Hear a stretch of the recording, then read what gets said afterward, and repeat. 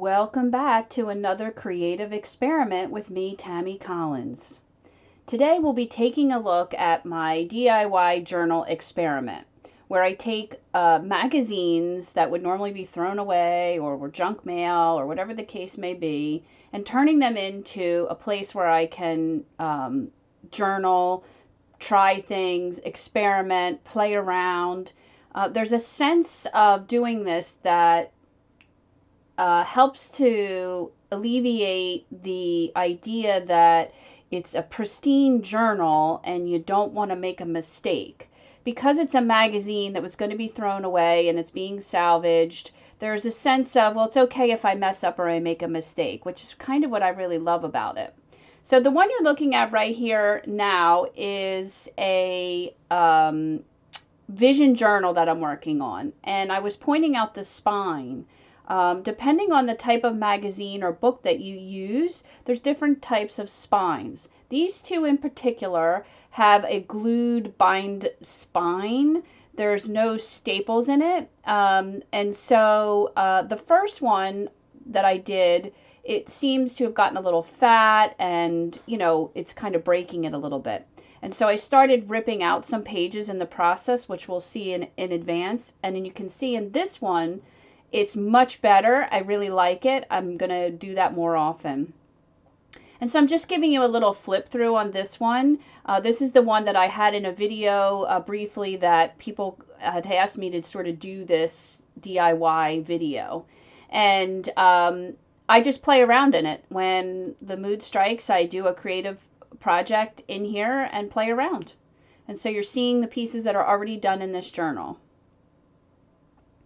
I love the size, the shape, the feel of it. And so that's really fun about these.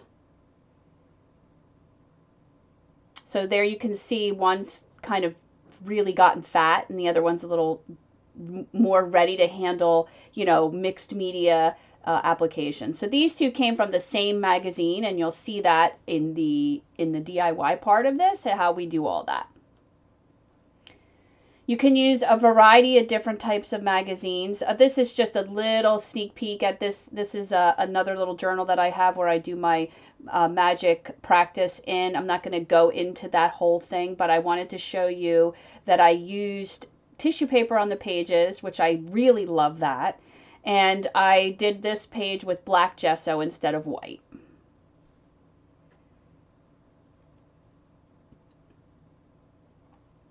I absolutely love the tissue paper applied. This is just applied on here with like Mod Podge, and that's it.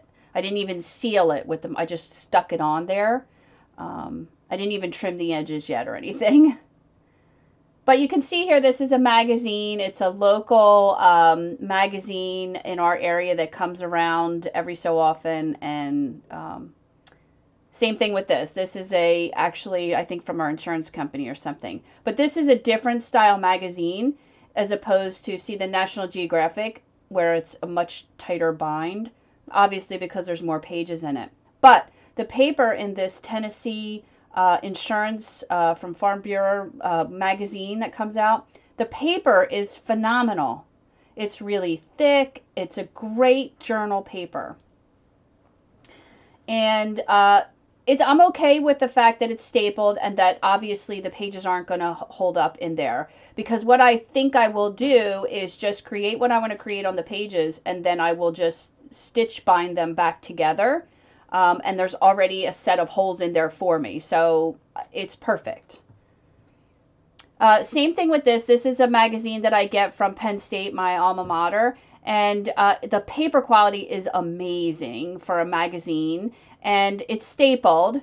But I thought on this particular piece, I'm going to leave it in this size and shape, and I'm actually going to turn it vertical, or horizontal, like this, and use it in that manner. There's something about that I really like, and I'm just going to play with it.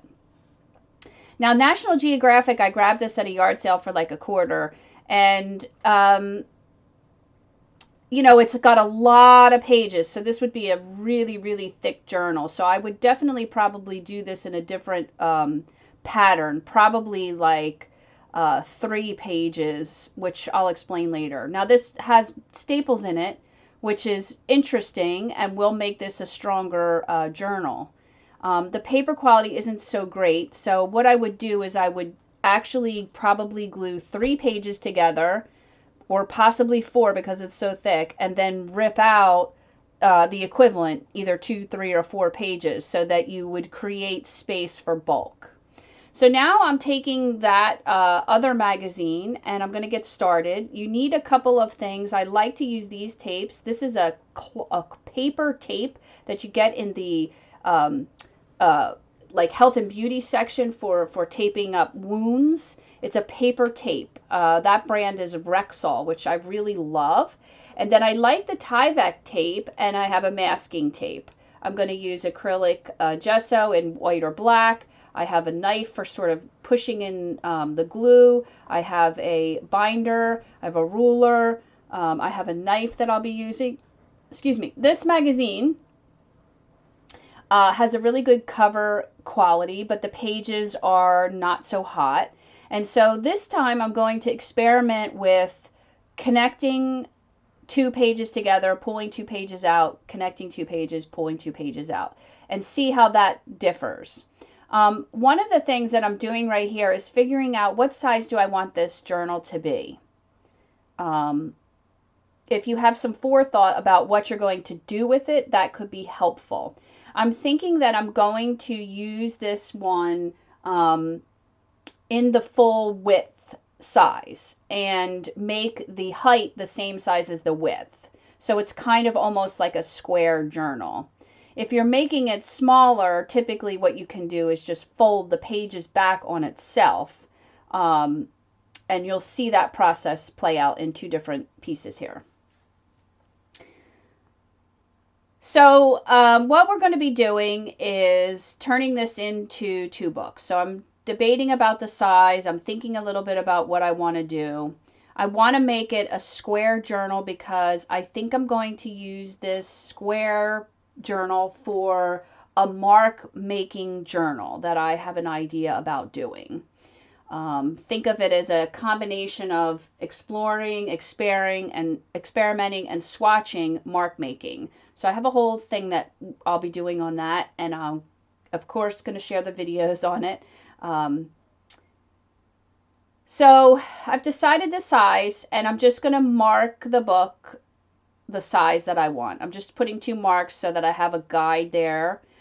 This part is, a bit tricky, and you need some care with it. You're going to use a knife. If you have a monster, industrial paper cutter, you could just put it right through the paper cutter. But I don't. So I'm literally going to slice this. Now, I thought this had a new blade in the knife, but apparently it didn't. I would recommend a new blade. I would recommend going very slow. You have to be really careful here. You're not going to put an enormous amount of pressure. You don't want to try to slice through the entire magazine in one fell swoop. You're going to just basically kind of keep slicing 1 or 2 pages at a time over and over and over again. I didn't create this process. I watched lots of different videos, of course, just like you do, about ways to sort of make a journal. And so the reason that came about was because I live very remotely. And of course, I'm super impatient, and I wanted to do something in a journal that day, and I didn't have any journals available, which is odd for me because I use tons of journals. I have lots of them. Most of them are full, but I didn't have any blank ones on hand, or at least not the right kind that I wanted. So I took bits and pieces of information from multiple creators on YouTube and sort of devised this into my experiment. In other words, I took an idea from here and an idea from there, and that spurred a new idea for me. And unfortunately, this was a while ago. I have no idea who those videos were by. I apologize for that. I always will give credit, of course, where credit is due. But this is sort of a mismatch, if you will, of many different ideas. And it's evolved into something else. So you can see here I've gotten through all of the pages relatively easily, and that spine, this magazine is a pretty good one, so it's being a little stubborn there at the end. So I'm just taking my time. I'm being very careful. I have a glass cutting mat underneath so I don't cut my table. I just, all I can say here is I can't be responsible for you using sharp tools. You're a maker, you're a crafter, you're an artist. Your limitations with tools and how to use them, and obviously use all the safety precautions that you can. Um, just be careful. And I think the key thing that I've learned here that I can give you the tip is you're not trying to muscle through it in one swipe. It's just repetitive swipes of an equal pressure repeated over and over and over again. It will go through it eventually. And I also think that this blade maybe wasn't quite a brand new sharp blade. My husband borrowed it, and I thought it had a new blade, but I could be wrong about that. Or maybe he, used it and it was dull, whatever the case may be. It does go through, I promise you. But if you're like me, I don't like to waste, and sometimes you just get a magazine and it just kind of feels good in your hand. There's just something about it that you like. It just resonates with you. This is a great way to sort of keep it and do something else with it and give it a new life.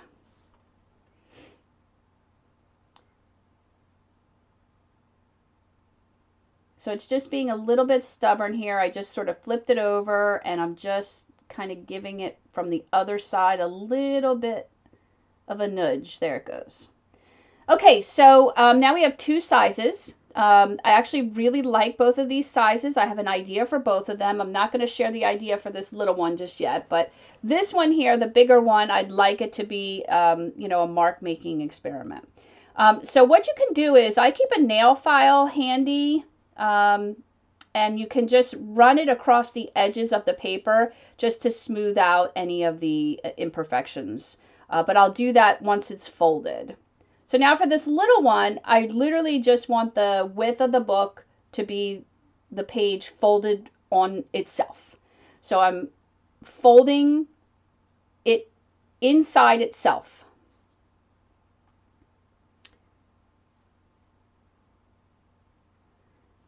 Now, there are some things that you can do here. You can make the cover pieces slightly larger, which I did not do in this one. That means you would just not fold it all the way into the center. You would move it out maybe 1/8 of an inch or 1/4 of an inch.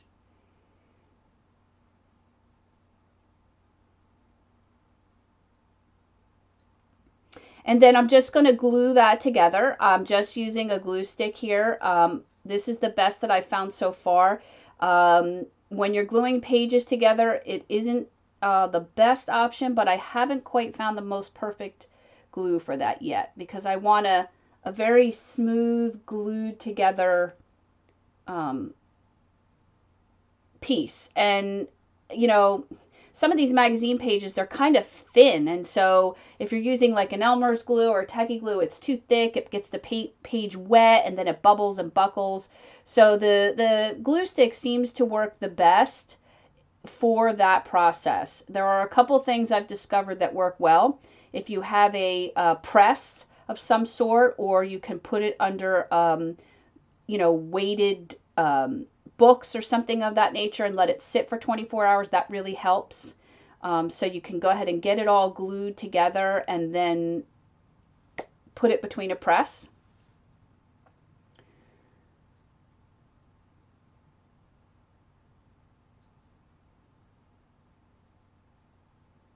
Now for this one, I probably could have left all the pages in it because of the idea of what I want to use it for, but I wanted to really try this experiment where I pull out.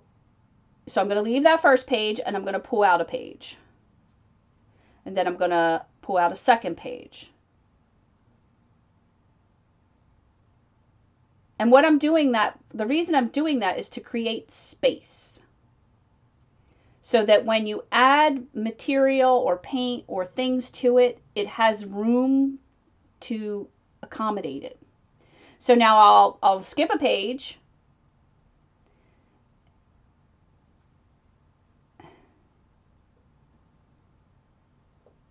Oh, you could just cut the book. You could just cut it that short instead of folding it. I like to fold it because it gives the page some structure instead of just cutting it. That would just be your preference. Okay, so now I'm off here on my pattern, I just realized. So the idea is that you're going to, okay, so you're going to fold a page, then you're going to, I think I get back in the groove here. So they're sandwiched together. So you have like a left and a right, they fold together in the middle.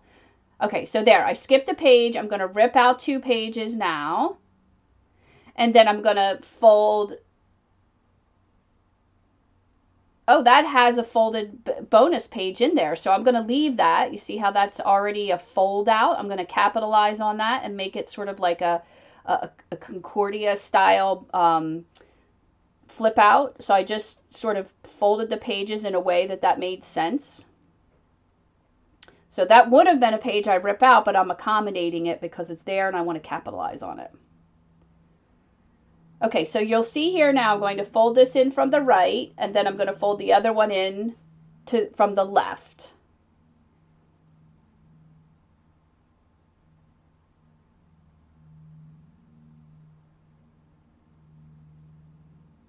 And so in the large part of this book, I will repeat that pattern. I'll have a page fold in from the left, I'll have a page fold in from the right. And then I will rip 2 pages out, and then I will have a page fold in from the left and a page fold in from the right. And I'll just keep repeating that process.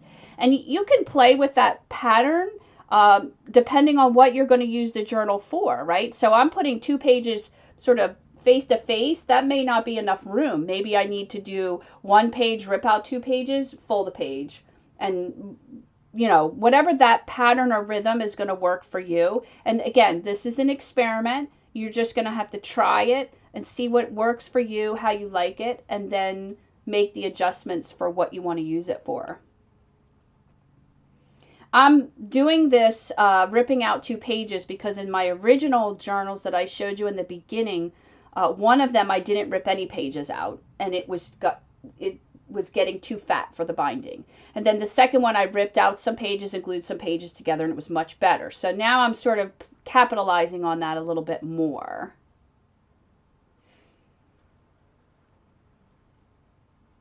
You know, and one of the things I love to do is paper. You know, some people would find this tedious process and maybe not want to do it.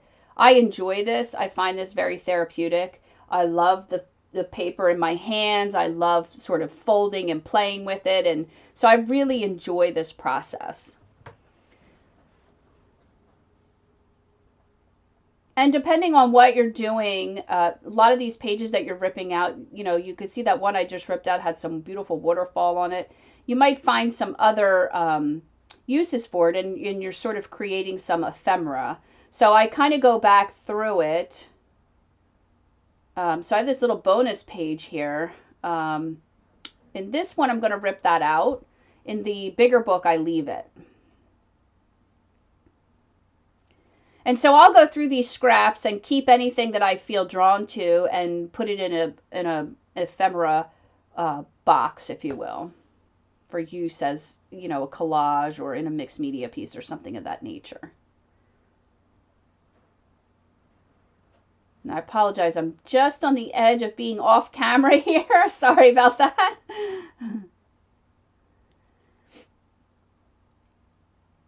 And so if you're new here, you know, this channel is all about exploring, experimenting, evolving, expressing, and evoking, you know, our creativity, whatever shape or form that may be in. It may not just be in art.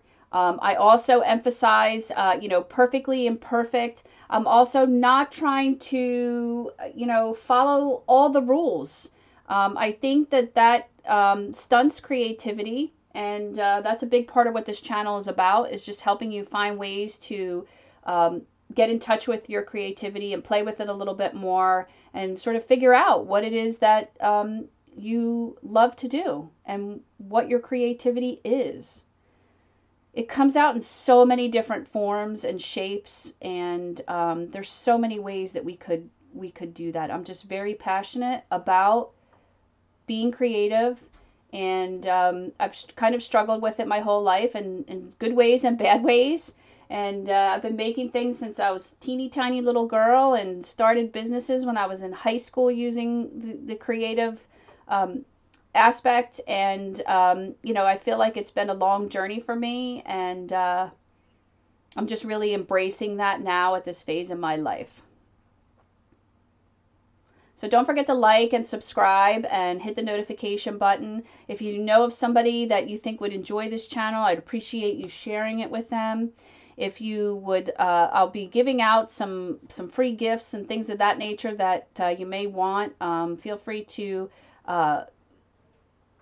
fill out the Your Creativity Matters link in the description box to get access to those things.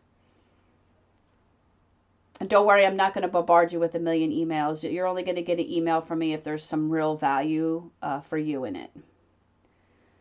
I'm a multi-award-winning marketing director, and I understand at an extreme, in-depth, very personal level how email marketing works and what is good about it and what is very bad about it. So I know I'm just kind of going through here. I'm so sorry this keeps sliding off camera. I have a terrible habit of pulling it really in close to me. I'm trying to break that. And you can see I'm just continuing on, and I just sort of paused it and skipped forward because I know you're probably getting bored with that part of it. And we'll move on to the bigger one here in a second. But one of the things that I'm going to be doing on this channel is going through a whole process of a series of different types of journals. And I think that will be a really fun process for a lot of people, and you may resonate with some of them or you may not. An example of that is what we're talking about here with the bigger one for the mark making. I really want to explore mark making, and I want to do it in a way that I sort of am swatching it or cataloging it so that you remember what you did or how you did it or what the mark looks like and that sort of thing. And there's so many different things you could use to make marks with. I think I'm going to have different journals for different types of mark making. Like maybe the one is just going to be for markers, and maybe one is going to be just for natural materials for mark making and things of that nature. Okay, so there we have this little one. I have an idea for that. I'm going to save that for a surprise later in a different video when we get into that piece. I just like the size and the shape of it. At first I thought I was going to discard it because I really wanted to focus on the square size of the other one. But actually now that it's in my hand, I'm really liking it.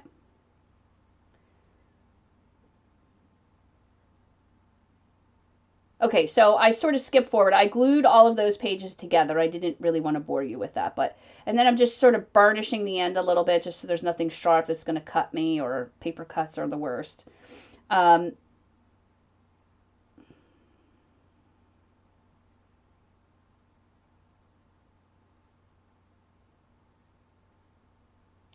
Okay, so now here's what I do with this paper tape. This is made by, I think Rexall is the company. It's found in, I got this at the dollar store. It's found with the tapes and the Neosporin and the medical supplies. It's a paper tape. There is a cloth tape. I have that as well. This one is a paper tape. Think of this more like almost like a washi tape. And I'm just adding it to the outside binding just to give it a little strength. And I'm using the paper tape because it will almost disappear when I put the gesso on it. And I'm just putting 2 pieces on it and just giving it a little bit of strength and love. You can apply this inside, and I'll show you how that works. And I'll do it in this one. I'm only going to do it on the inside cover and the inside back cover.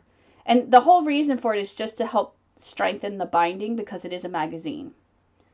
And so basically I'm just going to put that tape right here on the inside just to help it along. Sorry, I went off screen again.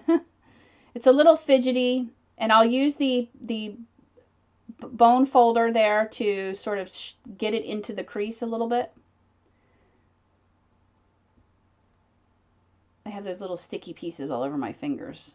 So see, I'm just pushing it into the crease before I stick down the other side. And there, and now I'm sticking down the other side. So the whole point of that is I'm just giving it a little bit of love and help and support. You could do this on every single page, and I have done that. I don't know if it's totally necessary.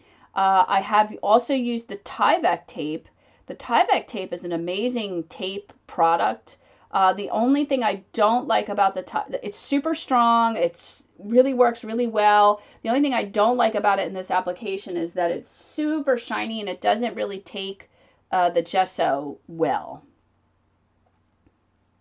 But if you were using that, if you were going to be putting a new layer of paper in, so you may want to glue in, swatch pieces or pieces of work or whatever onto the magazine pages rather than create on the actual page, if that makes sense. So the Tyvek tape would really make that strong in that case. So now I'm going to kind of repeat this process over here. I'm going to glue the first page to the cover, and then I'm going to glue 2 pages together, take 2 pages out. Glue 2 pages together, take 2 pages out. And I would actually like to experiment with that one more time and do 3 pages together, 3 pages out, something along those lines, which would be a great place to try that with the National Geographic.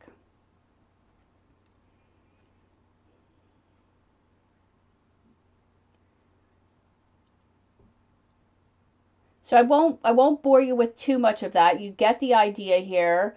I will go through and do this whole process and come back to you once you need to see more details. The paper quality on the inside of this magazine isn't the best. The pages are kind of thin. And one of the most interesting things about this process is how the pages take the material. So some of the pages are coated heavily with ink, which changes the dynamic a little bit of the page. And so see here, I'm just gluing the 2 pages together.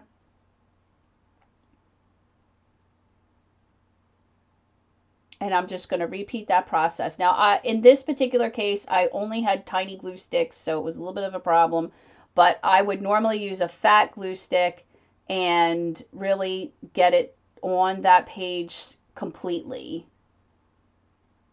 And then put it in a press and let it dry 24 hours.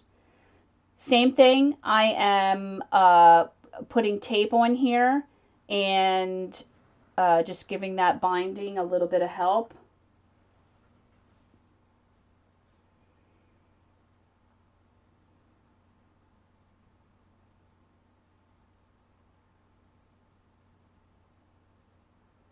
I really like this paper tape. It's really affordable. It's really accessible.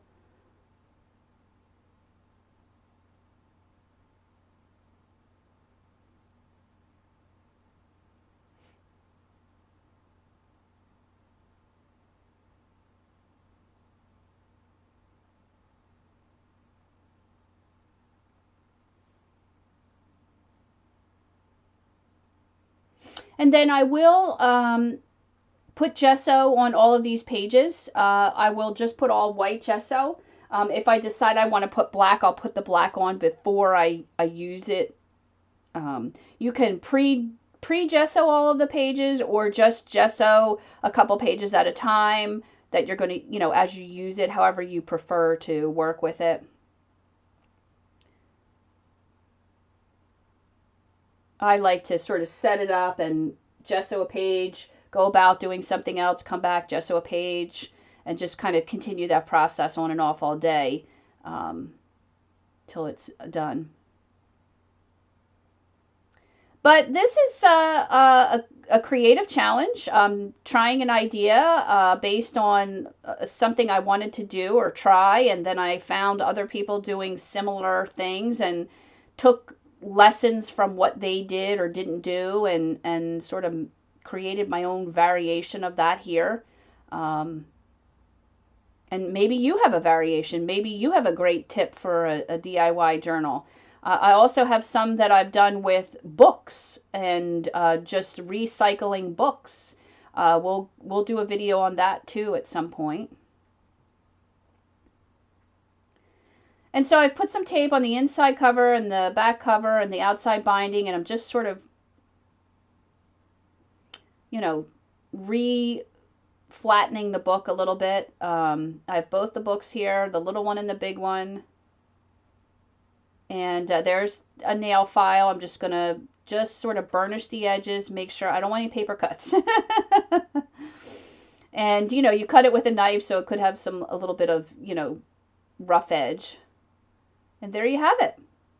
So now you can see here, this is after I've come back the next day. I spent the whole day sort of gessoing in and out when I could, and I've got almost all of the books done. I'll finish those up today. But I hope you enjoyed this. I'd love to see your journals and hear about what kind of ideas you would like to create a journal for. What would you keep in it? But thanks for watching. I'm glad you're here. I do recommend putting these in a press. I might even put these in the press again 24 hours after all the gesso is in and completely dried. I love this page, how it sort of had its own fold out. That was a total bonus and perk.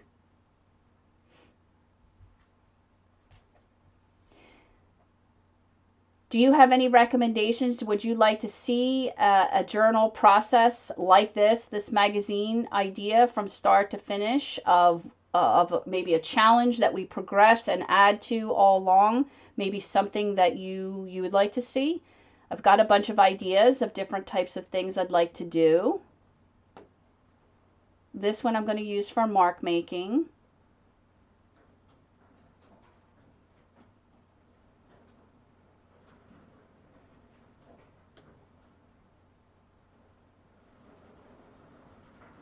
And here we're just looking at some of the original ones. This was the first one I did. This is my vision journal. I'm going to do a whole separate video on that whole process. That's something I'm very passionate about. But thanks for watching another creative experiment with me, Tammy Collins.